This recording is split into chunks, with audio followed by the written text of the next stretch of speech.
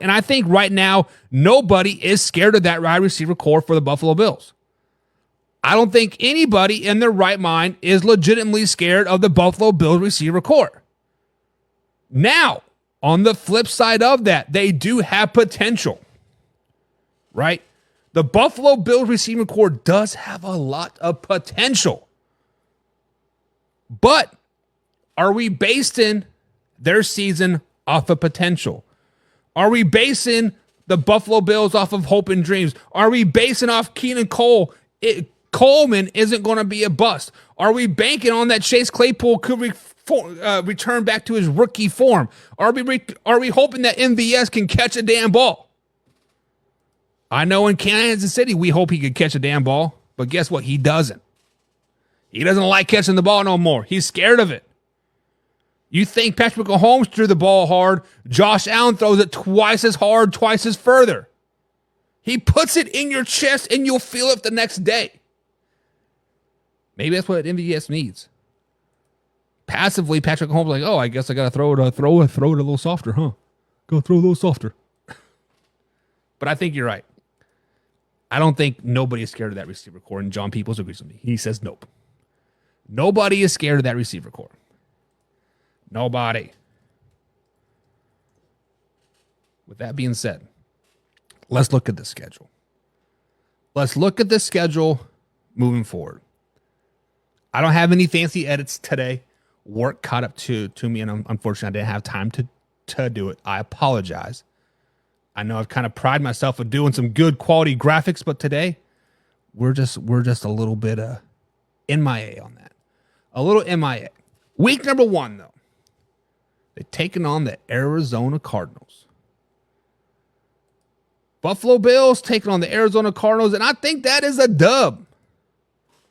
I think the Buffalo Bills, week 1, they come out firing. Everything's clicking. Everything's looking good. Everything's looking hunky-dory. They're running the ball. They're looking nice and young. And bada bing, bada boom, they get that dub opening week. Opening week. What do you guys think? Can the Arizona Cardinals pull off anything this season at all? Can they be any good at all? I just don't see it. Just don't see it, unfortunately, for them at all. Next up, we have a week 2 matchup. Traveling down to Miami, Florida on a Thursday night football game, September 12th on Prime Video. This game is going to be hot. It is going to be humid. It's going to be high scoring, and the Buffalo Bills cannot keep up. The Buffalo Bills, I don't think they can keep up in this game at all. I'm not saying that they may not have a high-flying offense, but first part of the season, they're going to highly rely on the running game like they did most of the second part of the season. And James Cook may get 100 yards, may get 150 yards, but guess what? The Miami Dolphins play really well at home. The Miami Dolphins play really well in the regular season. The Miami Dolphins play really well the first half of the season. In week 2, the Buffalo Bills take the first loss of the season to the Miami Dolphins.